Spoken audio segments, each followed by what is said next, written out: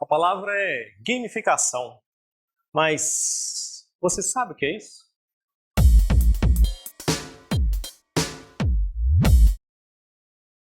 Oi, Rodrigo aqui da Unicerp, a Universidade Corporativa do Cerp.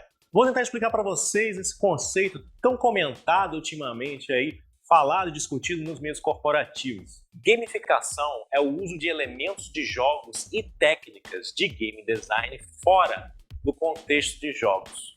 Ok, imagina que você tem um jogo eletrônico tipo Pac-Man ou Come Come. Seu objetivo no jogo é ir do ponto A ao ponto B, comendo todas as bolinhas. Fácil, mas chato também. Agora, vamos adicionar alguns elementos para ver como é que a gente pode melhorar isso aí. Para começar, vamos adicionar uma pontuação, que vai subindo à medida que você vai comendo as bolinhas. E um ranking no final, onde você coloca o seu nome e a sua pontuação. É o que a gente chama de leaderboard. As pontuações estão todas iguais. Ainda não tá bons. Isso é porque os jogos não são feitos só de elementos. Tem também as técnicas de game design. Do que os jogadores gostam? Os jogadores gostam de ter liberdade, escolhas. Vamos tornar esse caminho menos linear. Colocar uns inimigos para deixar a coisa toda mais interessante. Vamos adicionar uma forma de caçar esses inimigos, uma pontuação por inimigo destruído e umas frutas ocasionais que o jogador pode pegar se ele quiser ganhar mais pontos. Pronto, agora que temos várias escolhas ao jogador, o jogo inteiro ganha mais variedade, aquele leaderboard fica bem mais interessante. É por isso que se joga Pac-Man ou Come Come até hoje. É desafiador, é divertido, é viciante, digo, engajante. Presta atenção nessa palavra, engajante, que promove o engajamento. Agora, voltando para a pergunta inicial, o que é gamificação?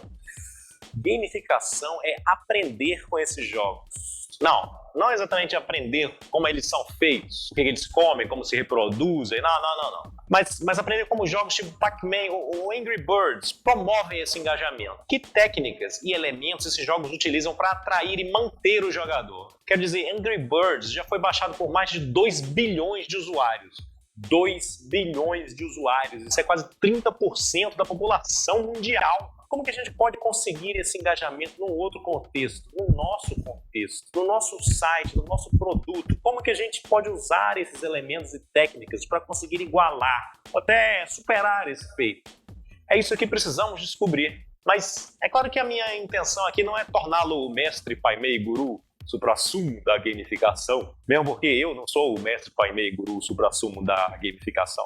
E também nem conseguiria explicar tudo num espaço de tempo tão curto. Talvez se eu fosse o mestre, pai, meio guru, suprassumo da gamificação, eu conseguisse.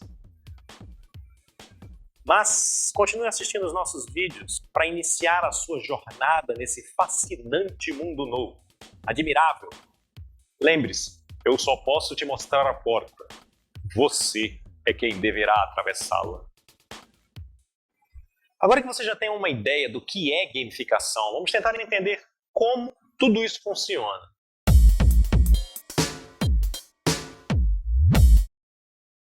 A gente já sabe que os jogadores gostam de pontos, de leaderboard, de liberdade de fazer escolhas, mas tem mais coisa aí. Para a gente chegar lá, a gente precisa começar a pensar como game designers. Não, você não precisa de um mestrado em game design, não. Todos nós somos game designers em algum momento de nossas vidas. Todos nós inventamos nossas brincadeiras e regras com os nossos coleguinhas ou, você sabe, sozinhos. Hello, darkness, my old friend. Bom, o que o game designer, o que o cara que cria os jogos, o que ele quer? É claro que ele quer que os jogadores joguem o seu jogo, mas ele também quer que os jogadores continuem jogando o seu jogo. Para isso, o game designer tem uma série de técnicas, elementos e estratégias para trabalhar. Imagina que seja tipo uma caixa de ferramentas da diversão. Ei! Cara, tá muito ruim, não vou falar isso não. Mas então, que outras ferramentas a gente pode tirar dessa nossa caixa para motivar o jogador, para promover esse engajamento? Aí de novo, a palavra. Vamos falar um pouco sobre psicologia agora. Não, você não precisa de um mestrado em psicologia, blá blá blá, não. Só precisa entender que existem várias formas de se motivar uma pessoa a fazer qualquer coisa. Uma delas é dizer, vá fazer aquilo que você ganha isso. Funciona, são os nossos pontos na leaderboard. Se você tiver pontos suficientes, você aparece na frente. É um tipo de recompensa externa ao trabalho realizado, que chamamos de motivação extrínseca. Mas onde a gamificação realmente brilha é noutro tipo de motivação. Uma motivação que vem de dentro da atividade, vai crescendo. Os hobbies, por exemplo, são trabalhos que realizamos fora do expediente, que gostamos de fazer, de graça. Tem alguma coisa naquele trabalho que nos motiva a continuar trabalhando. É isso que chamamos de motivação intrínseca. Acontece que os game designers são mestres em usar ferramentas que eles possuem para gerar essa motivação. Eles sabem do que os jogadores gostam. Vamos dar uma olhada nessa tela do The Walking Dead Social Game. Isso é claramente um jogo. Não precisa jogar nem nada para saber que é um jogo. Tem uma interface gráfica, personagens. Nesse jogo o jogador precisa acumular recursos para incrementar a sua base e sobreviver a um ataque global de zumbis. Vamos dar uma olhada mais de perto para identificar alguns elementos desse jogo. A gente tem aqui os pontos, claro que eu já falei, é uma das coisas mais usuais que aparece na maioria dos jogos. Levels ou níveis, recursos aqui que são elementos acumulativos que demonstram a progressão no jogo. Missões específicas que o jogo te dá, desafios tipo vou fazer isso que você ganhará aquilo. O avatar que você customiza é a sua cara no jogo para você mostrar para os amigos, enfim. São pedacinhos do jogo que o game designer arrumou de tal forma a criar uma experiência mais interessante ao jogador. Claro que tem mais coisa, não vai dar para entrar em detalhes aqui, mas são esses elementos que promovem a motivação intrínseca. Promovem o que a gente chama de loop de engajamento, que prende o jogador naquela experiência do jogo, mantém ele entretido, jogando. Agora vamos pensar aqui num contexto que não seja um jogo. Uma atividade que gostaríamos que mais pessoas praticassem, mas que poucas de fato praticam. Correr, por exemplo. Correr é bom para a sua saúde, mantém o corpo saudável, a mente sã, etc. Mas é um pouco tedioso e cansativo e a maioria das pessoas não gostam de sair de casa depois de um dia de trabalho para correr. Esse é um outro jogo, no mesmo contexto, com a diferença que não é bem um jogo, mas uma experiência gamificada. Que experiência? Correr. Note que aparecem vários elementos do jogo anterior, a pontuação, os níveis, as missões, com a diferença de que a ação não ocorre dentro do jogo, mas do lado de fora, na rua, correndo, zumbis. Ele mapeia a sua região, espalha recursos que podem ser coletados, populações de zumbis, e quando elas chegam muito perto, te perseguindo, você tem que correr mais rápido, tudo através do app do celular e do seu fone de ouvido. Quando você passa por um recurso, por exemplo, você coleta. Depois você tem que voltar para a sua base para incrementá-la com os recursos que você coletou. O que ele faz em resumo? Ele pega uma atividade tediosa, intercala com os loops de motivação gerados pelos elementos e técnicas de game design e pronto. Motivação intrínseca na atividade gamificada. Vamos ver mais alguns exemplos no próximo vídeo. Agora que você sabe o que é gamificação e como que a gamificação funciona, eu vou te dar um exemplo do melhor que a gamificação tem para oferecer e também do pior.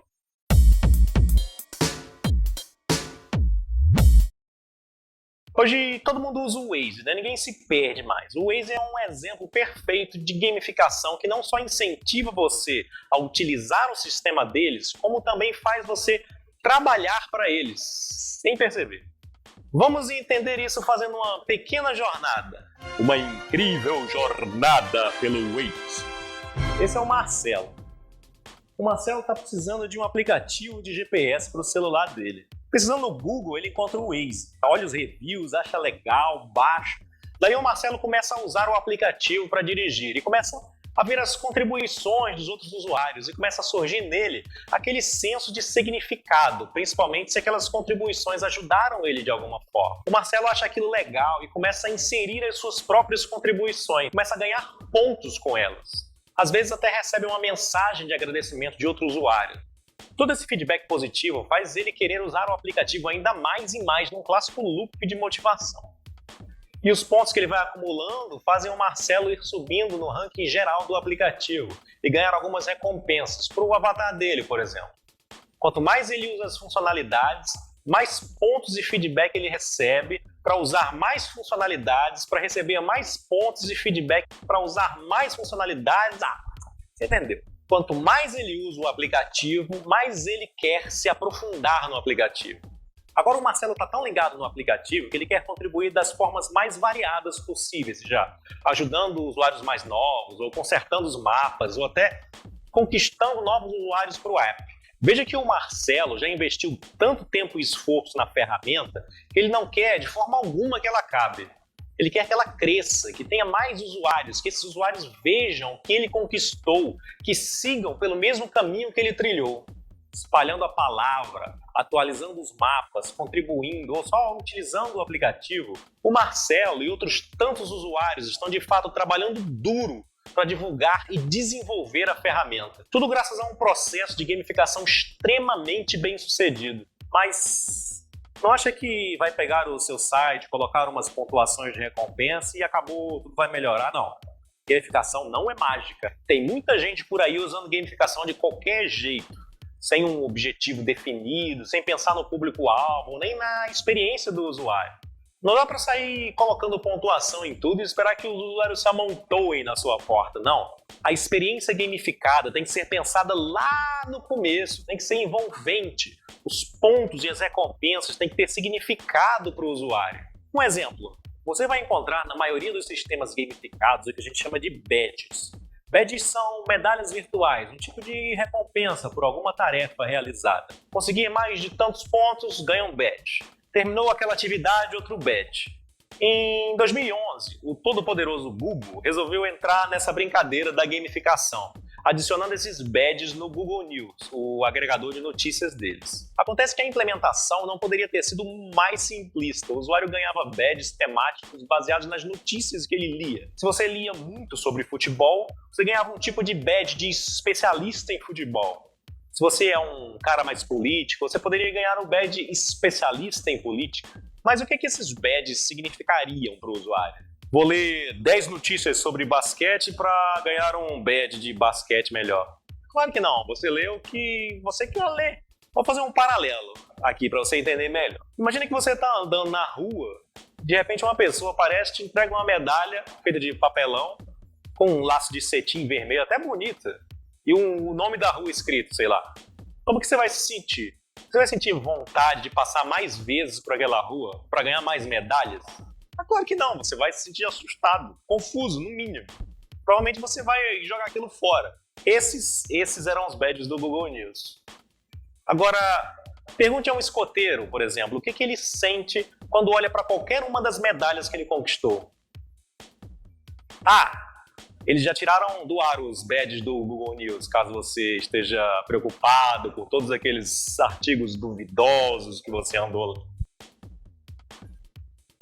Ok, agora que você conheceu a gamificação na prática, vamos pensar um pouco como que a gente pode usar a gamificação para melhorar o nosso bairro, a nossa cidade, a nossa administração pública.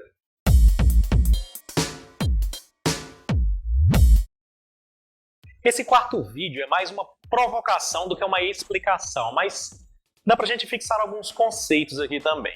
Qual é a primeira coisa que vem na sua cabeça quando você escuta o termo exercício da cidadania? A maioria das pessoas pensa em levantar num domingo a cada 2 anos para ir votar. Ok, é importante escolher bem os governantes, mas exercer a cidadania não é simplesmente passar a responsabilidade para outra pessoa. A responsabilidade pelo bem-estar da sociedade não é só do governo, é da própria sociedade também. O governo é parte dessa sociedade, só existe para fazer as coisas que nós, como cidadãos, não conseguimos fazer sozinhos. Mas calma, não vamos confundir governo com política. Política é só a primeira camada, o governo é muito mais do que isso.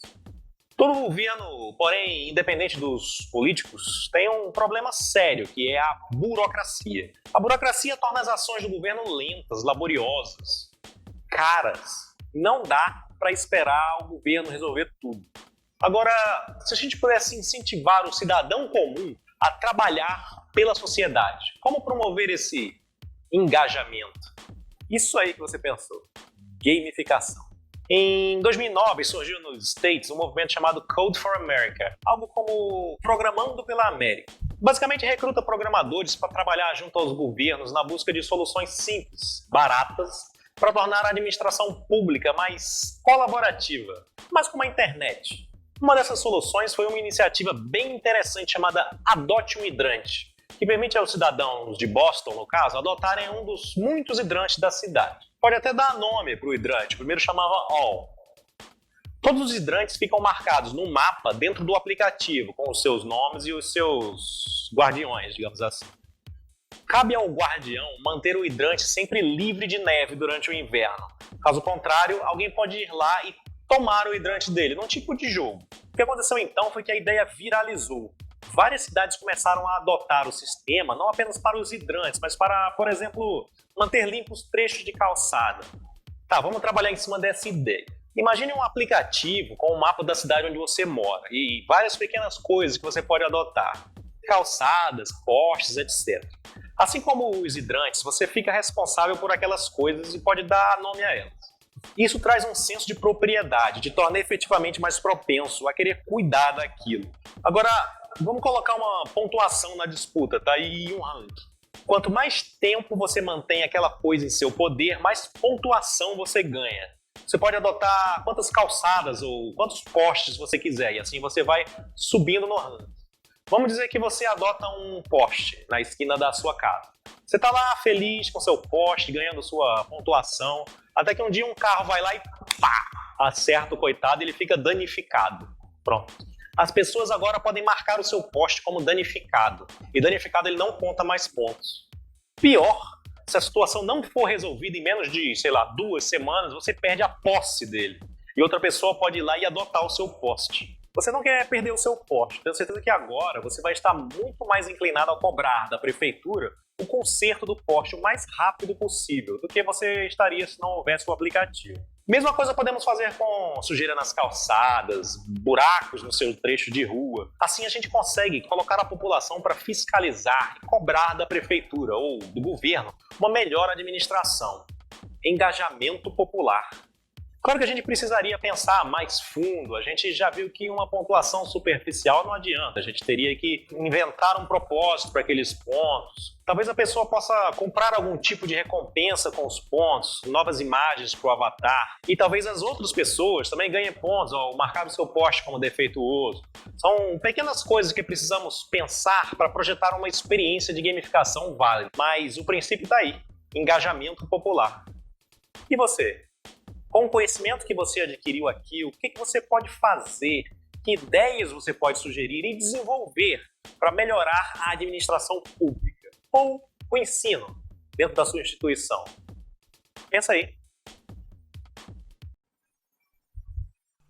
Opa! Tá aí ainda? Bacana! Agora que você já conhece o básico da gamificação, está na hora de se aprofundar um pouquinho mais.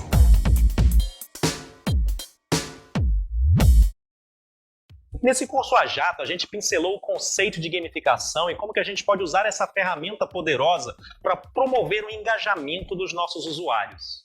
Mas aqui a gente só arranhou a superfície. Como eu falei, a gamificação tem que ser bem feita para ser efetiva. E além disso, nem tudo pode ou deve ser gamificado.